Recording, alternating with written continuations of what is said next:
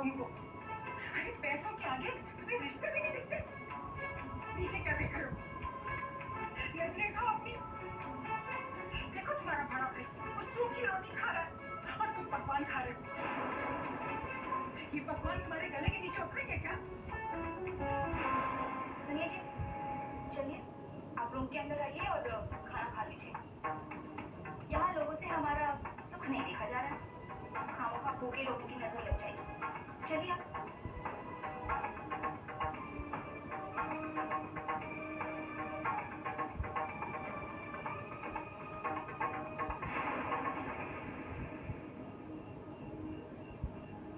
माँ, आप परेशान मत होइए, खामोखा आपकी तबीयत खराब हो जाएगी।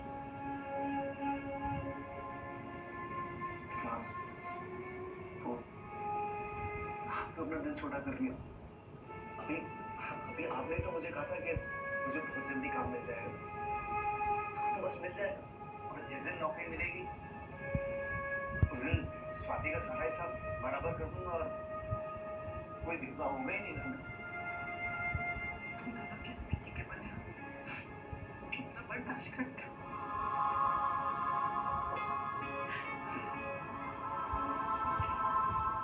ओह गॉड, पूरा जंतु बना कर रख दिया लड़की ने मेरे कमरे को। I need to get everything dry cleaned. पता नहीं कहाँ कहाँ लगे होंगे इस लड़की के गंदे हाथ। आकाश प्लीज, इस वक्त मेरा मूड बहुत खराब है, प्लीज अंदर मत आना वरना हम का हमारा झगड़ा हो जाएगा। Ayesha, it's me. Oh mom,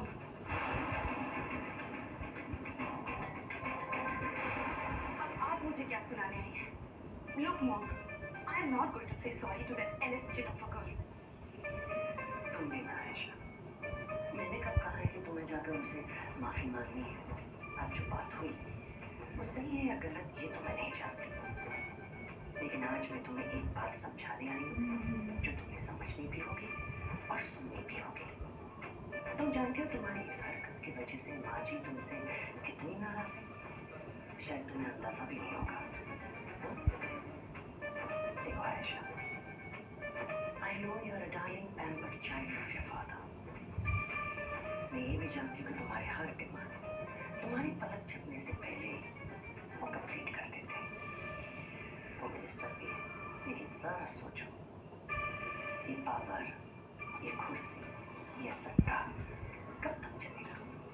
एक ना एक दिन तो जाएगा। और दूसरी बात, माँ जी की अपनी असीम दौलत है जो हमारे 7 जनरेशन भी खर्च करने की कोशिश करेंगे, फिर भी कभी खत्म नहीं होगी।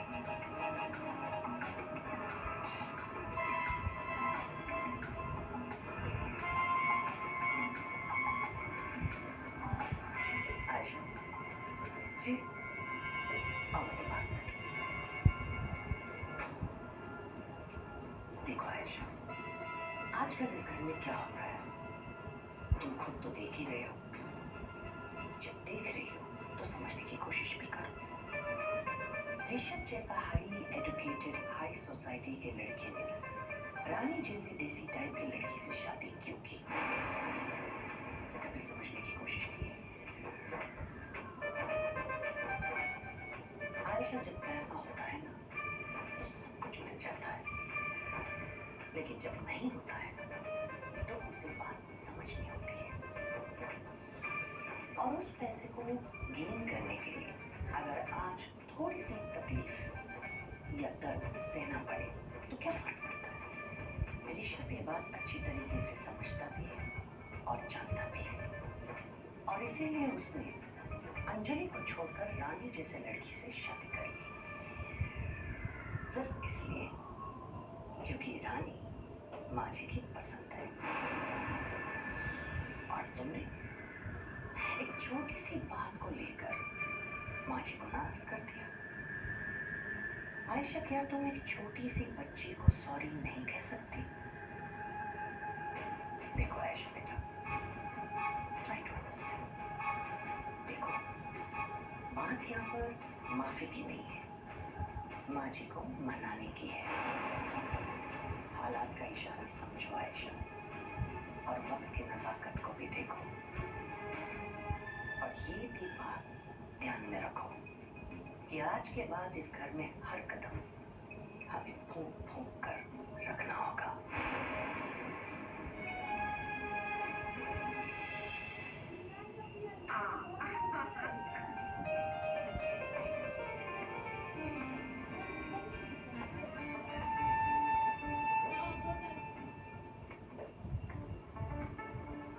दादी जी, I am sorry.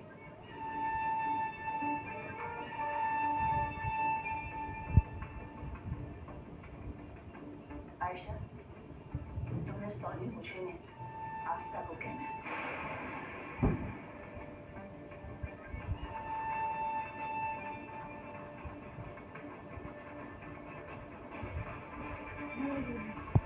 I'm sorry.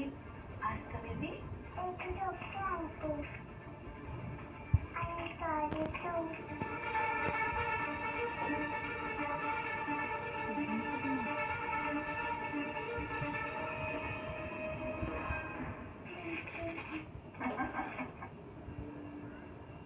देखा आयशा बहू, बच्चों का दिल कितना बड़ा, कितना निर्बल होता है। तुमने उसे थप्पड़ मारा और वो चोट तक भूल गई। इधर बच्चे भगवान की कृपा है,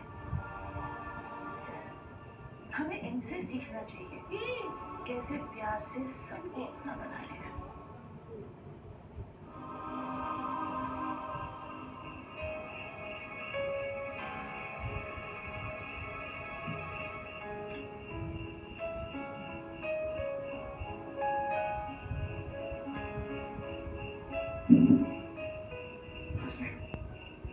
स्वाति का इस तरीके का बर्ताव, तुम उसके बाद भी कितने शांत हो। शायद रानी भाभी की सीख ने मुझे ऐसा कर दिया है।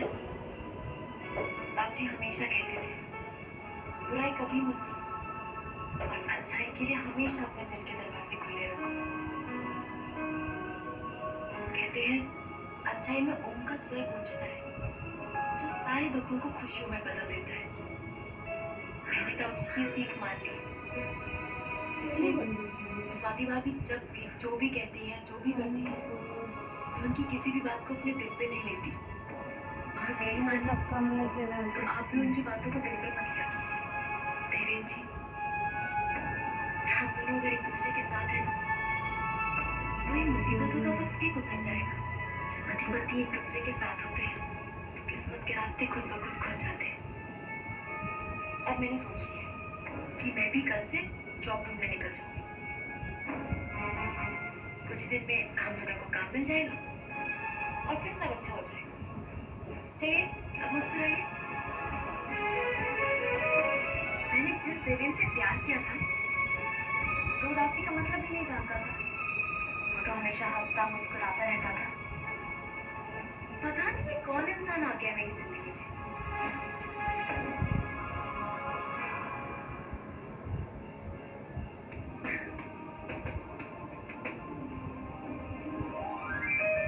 बहुत अच्छी हो रही, जितना सोचा था उससे कहीं बढ़कर।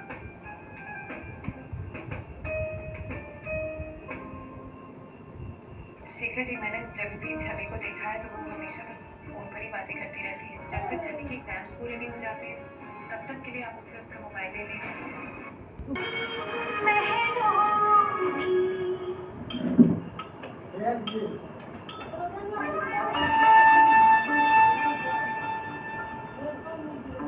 तुम किचन में क्या कर रही हो? नानी जी के लिए अदरक वाला दूध बना रही हूँ। उनका गला खराब है ना, इसलिए। इन दिनों घर में क्या हो रहा है ये तो तुम देख ही रही हो। जब देख रही हो तो समझने की कोशिश भी करो। ऋषभ जैसा हाईली एजुकेटेड हाई सोसाइटी के लड़के ने रानी जैसी देसी टाइप की लड़की से शादी क्यों की? सिर्फ इसलिए क्योंकि रानी माँ जी की पसंद है।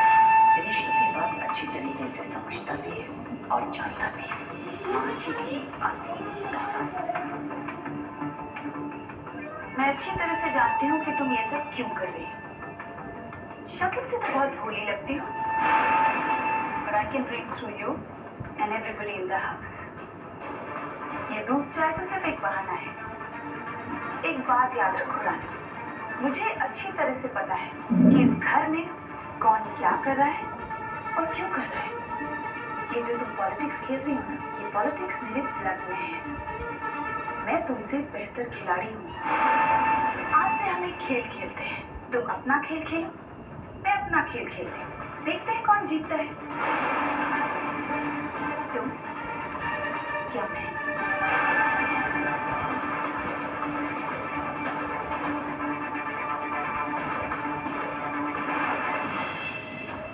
ये दूध चाय तो सिर्फ एक बहाना है।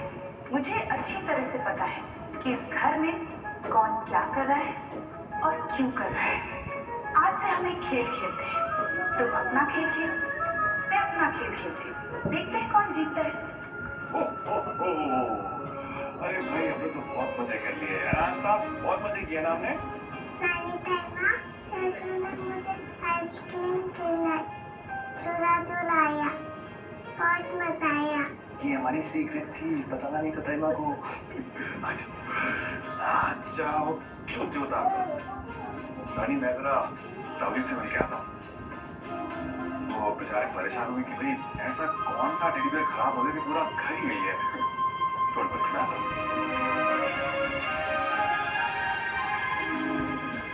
आशा बेटा, आपको आयशा आंटी के कमरे में बिना परमिशन के नहीं जाना चाहिए था ना? फिर क्यों गए? माँ निकलने तो हम बिना पूछे सबने कमरे में जाते थे। कोई हमें कुछ नहीं कहता था। की माँ, रजनी चाची उन्हें बहुत सारा प्यार करते थे। बेटा, यहाँ भी सब आपको बहुत प्यार करते हैं। आयशा आंटी क्यों गुस्सा करते हैं? बेटा, हर कोई थोड़ा सा डिफरेंट होता है ना। अब देखो, जानकी ताई माँ अलग है, रजनी चाची अलग है, मैं अलग हूँ। लेकिन इसका मतलब ये थोड़े ना कि आपको प्यार नहीं करते। सब आपको प्यार करते हैं। सब अलग अलग तरीके के लोग होते हैं ना। किसी को अच्छा लगता है, किसी को नहीं अच्छा लगता है। अब आयशा आंटी को अच्छा नहीं लगा कि आप उनके कमरे में जाओ, ठीक है? फायदा, आप उनके कमरे में नहीं जाओगे ना बिना परमिशन के। प्रॉमिस? प्रॉमिस करना। I love you baby.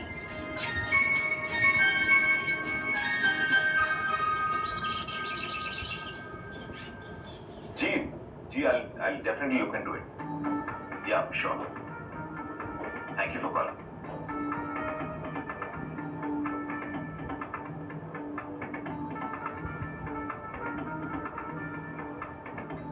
क्या बात है शेखर जी? कोई परेशानी है? किसका फोन था? छवि के प्रोफेसर का फोन आया था। तो क्या कह रहे थे वो? वार्निंग दे रहे थे मुझे। कह रहे थे कि अगर इस बार भी छवि के एग्जाम्स में मार्क्स कम आए तो उसे कॉलेज से निकाल देंगे और उसके बाद उसे किसी भी और कॉलेज में एडमिशन नहीं मिलेगा। क्या क्या सोच रखा है उसकी मम्मी ने उसके लिए, और इसका जरा भी पढ़ाई पे ध्यान नहीं। क्या होगा इसके करियर का? भाई मेरे समझ में नहीं आ रहा है कि इसे कैसे समझाऊं कि ये अपने भविष्य के साथ खिलवाड़ कर रही है। एग्जाम सर पर है और इसका पढ़ाई में मन ही नहीं लग रहा, पढ़ती ही नहीं। भगवान न करे अगर चली फेल हो गई ना तो अंजना का उसे डॉक्टर बनाने का सपना टूट जाएगा। अगर ऐसा हुआ तो पता नहीं इस हालत में अंजना। शेखर जी, कोई हमारे देखिए, आप चिंता मत कीजिए। अंजना जी का सपना जरूर पूरा होगा। देखिए, कभी कभी बच्चों को सही रास्ते पर लाने के लिए थोड़ी सख्ती बरतनी पड़ती है ना। शेखर जी, मैंने जब भी छवि को देखा है तो वो हमेशा बस फोन पर ही बातें करती रहती है। माना कि आजकल के बच्चों के लिए मोबाइल एक जरूरत बन चुका है, लेकिन फिर उसे सही तरीके से भी तो यूज करना चाहिए ना। शेखर जी, जब तक छवि के एग्जाम्स पूरे नहीं हो जाते तब तक के लिए आप उससे उसका मोबाइल ले लीजिए।